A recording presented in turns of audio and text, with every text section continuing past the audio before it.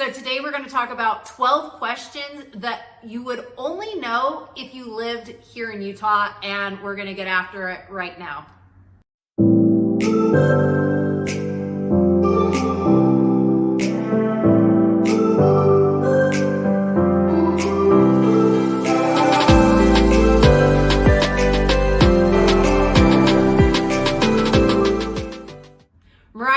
Here, welcome back to the channel, or welcome to the channel if this is your very first time here. This channel is literally everything you need to know about Utah. Eating, living, sleeping, playing, and working in the Salt Lake City, Utah area.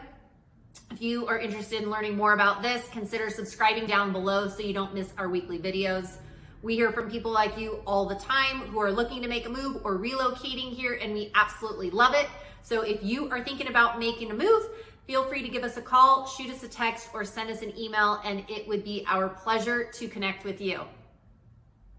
So today we're going to be talking about 12 questions that I actually have frequently got, and you probably wouldn't know these unless you live here in Utah or have spent a considerable amount of time in Utah. So let's hop right into it.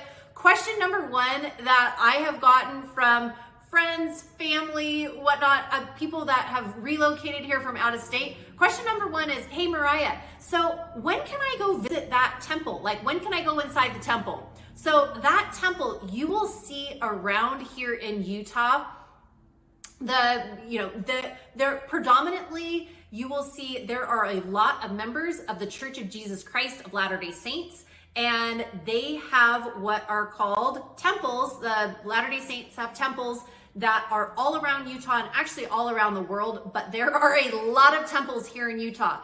If you want to go on the grounds of the temple, you are welcome to walk around the grounds, whether you are a member of the faith or not. So temple grounds are open for anybody. If you want to actually enter into the temple building itself, when they have what are called dedications, when the temple is first being built, they will have an open to the public where you can come through and you can walk through the temple yourself.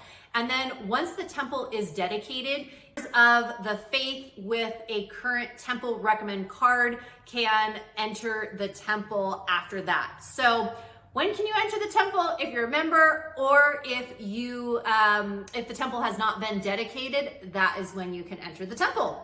Number two, Mariah, what the heck is fry sauce? I know, I thought the exact same thing when I came here. First time we took our kids to Arctic Circle, when we were here, they have fries and hamburgers and shakes.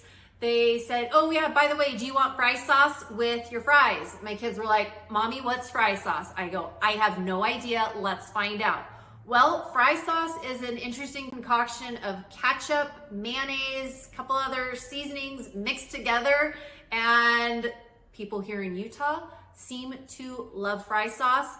Secret, I still haven't tried it yet. I have no interest, but if you have, let me know what you think. Number three, hey Mariah, so I've heard there is a really big Costco here somewhere in Utah. Well, yes, you are right. Did you know that the United States' largest Costco is right in Salt Lake City, Utah? Yes, you heard that right. Right in Salt Lake City, Utah is the largest Costco in the United States as of when this video is being shot. So yes, people here in Utah, they love to buy in bulk. They love to buy family style and size, and it is not uncommon for people to buy barrels of wheat and have barrels of water and food storage and all those extra things. So yes, largest Costco right in Salt Lake City. Question number four. Hey Mariah, have you ever noticed there's it kind of looks foggy sometimes, like in the winter time? There's this, I don't know, kind of this foggy look that's in the air in the Salt Lake City, Utah area. What is that? Great question. That is, unfortunately, I wish it was fog, but it is not fog, but it is smog, or they call it an inversion. This inversion, this thick kind of smoggy air comes into the Salt Lake City, Utah area, and it kind of just sits right in that valley, and it gets trapped in there. a lot of times it'll happen during the winter and a storm will blow that, that inversion, that fog, the smog that's sitting there, it'll end up blowing it out. But just something to keep in mind, it's not usually fog, but people also that are in that area, they'll head to Park City, they'll head down more toward St. George, Utah, if it is bad, and it'll stay there for a while, but usually a storm blows it out and you're good to go. Number 5, don't be surprised if somebody asks you, hey, are you a member? I remember the first time that we moved here, I'm sitting at one of my kids' soccer games, somebody comes over and we're talking about something and they're like, oh, hey, are you a member? What they're referring to, they're not asking you if you are a member to the local country club or to the ski resort. They are asking you if you are a member of the Church of Jesus Christ of Latter-day Saints, also known as the LDS Church, Mormons. People here love to know if you are a member of their faith. If you are not, that is great. If you are, they will probably tell you, oh, well, hey, this activity is taking place at this time and this time. And if you're not, they probably will want to invite you to something as well. So just beware if they're asking if you are a member, that is what they're referring to. Number 6, I have gotten this question many times. Hey, Mariah, so where do the polygamists live in Utah? Well, that's a good question. Around Salt Lake City, you really don't see that many. Live in their own communities. One is called Hilldale, but again, you don't see that many around, but you will probably be asked that question. Number 8, a question that you will probably get asked is, hey, have you ever been to the Great Salt Lake? And if so, do you know, will you float in the Great Salt Lake? Yes. You will probably float in the Salt Lake because there is so much salt in there and the density of it will really cause you to float in it. However, if you go to the Great Salt Lake, there is a great chance, no pun intended, that you will not end up seeing too many people floating, swimming, or doing anything in the Great Salt Lake except for maybe sticking their toe in the water, because it is kind of it's a pretty smelly lake. There's a lot of bugs around it. Yes, it looks beautiful from overhead, but most people that live here in Utah do not spend a considerable amount of time in or near the Great Salt Lake. Number 9, Mariah, what is the Holy War? People keep telling me about the Holy War. What is it? Okay, great question. Well, here in Utah, there are several different universities, but there is a big rivalry between Brigham Young University, BYU, the Cougars, and the University of Utah, the Utes. And before the Utes ended up going into the Pac-12, BYU and University of Utah, they call it Utah, they played every year in football. And it was a huge rivalry. And in fact, they would call it the Holy War because it kind of just was that. You've got BYU blue, you've got, University of Utah is red, you've got, the flags are flying, the fans are out of this world. And it's funny because not only in football, but they play in soccer and volleyball and baseball. So like the rivalry has gone on for years and ends up being a big thing. In fact, it was funny. I was just at the park the other day with my kids. My husband was there. We went for a bike ride there and we were pushing our kids on the swings, and this other family ended up coming, and we talked to them, and they have twins just like we did. So of course we started talking, and then my husband's like, oh yeah, somehow we got talking about universities and schools, and the one lady had mentioned like, oh yeah, I went to University of Utah, and my husband looks at her and is like, ooh, I don't even know if we can be friends yet. And totally kidding, but that's a lot of times people will be like, oh, wait, like if you're going for the Utes or we're going for BYU, I don't know, like, is that even going to be a friendship that's going to work? Totally kidding, but kind of serious as well. So just something to be aware of. Of course, we love Utes fans. Of course, we love BYU fans. We love them all, but it is something to keep in mind, and you will hear about this Holy War. It's kind of real. Number 10, what's the big deal with Utah drivers? I remember coming here for the first time and somebody had mentioned something about like, oh, well, just be aware of Utah drivers. And I'm gonna have to say, over the years, my husband and I lived here 17 years ago, I guess, maybe 18 years ago when we first got married. And I remember, people saying like, oh, beware of the Utah drivers. Well, I'm going to say it's definitely shifted and it's definitely changed over the years. But in the beginning, I remember trying to like merge onto the freeway and I couldn't even get into the freeway. Nobody would let me on. And I kept going like, okay, now I'm on the shoulder of the road. Okay, this is getting a little crazy. Oh, this is actually getting scary now. Nobody will let me in. And so it was just like, and it wasn't like a one-time occasion. It was like multiple occasions.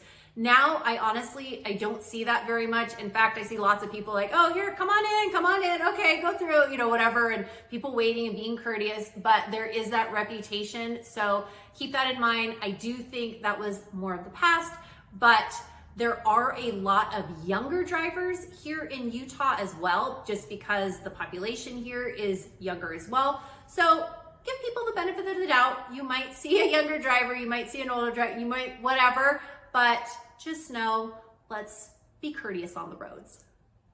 All right, last two, 11 and 12. I'm kind of combining these two questions together.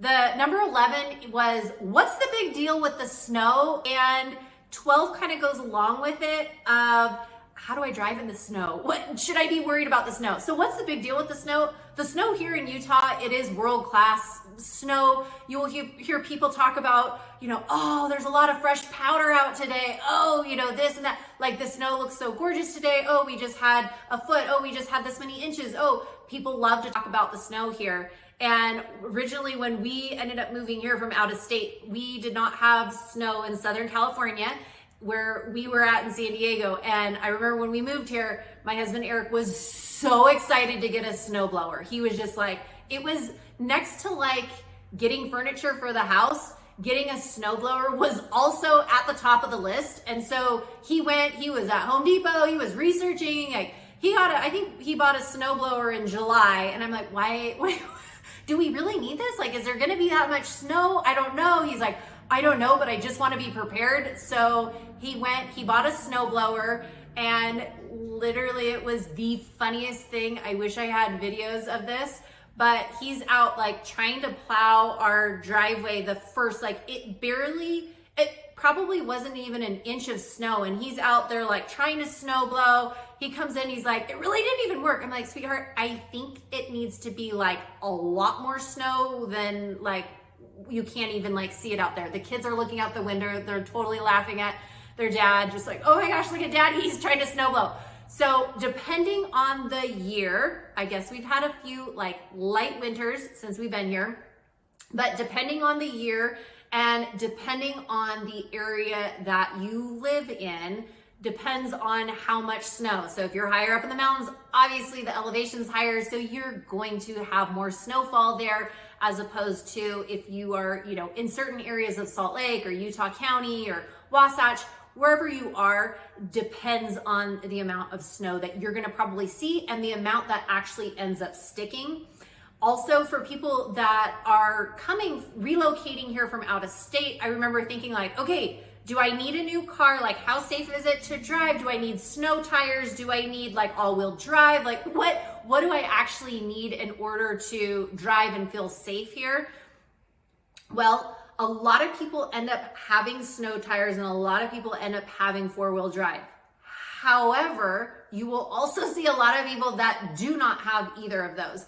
In the beginning, when we came here, we did not have four-wheel drive or snow tires. And I remember on one of the first days I'm bringing my kids to school, and it was pretty snowy, and I'm thinking, okay, I'm taking some turns, and I remember like, ooh, this doesn't feel like, this doesn't feel super secure. And I remember thinking like, okay, this is why people either A, have four-wheel drive, or B, why they have snow tires. So you better believe that afternoon, I was at Costco buying snow tires. But keep this in mind too, if you are buying snow tires, buy them early in the season, because places like Costco, places like this, they only get a certain number of snow tires in each season, And once they're gone, they are gone, and you'll be wishing you had those snow tires put on. And a lot of time people will get the snow tires put on right around November, and then they will get them taken off March or April. But again, like if you're headed to the mountains a lot, if you want to do skiing, snowboarding, all that, and you're going to be in the mountains, highly recommend snow tires, or highly recommend also, four-wheel drive. So just keep that in mind. And then also, if you don't feel safe driving in the snow or on the road, stay home and have a nice cozy day at home. Hopefully you can read a good book or have a cup of hot chocolate. So hopefully these were some helpful tips for you if you are thinking about making a move or relocating. These 12 things are usually facts that only people here in Utah or people that have lived here for a considerable amount of time would know. So again, if you are thinking about making a move or relocating here to the Salt Lake City, Utah area, feel free to give us a call, shoot us a text, or send us an email, and it would be our pleasure to connect with you. Take care and have a great one. Bye.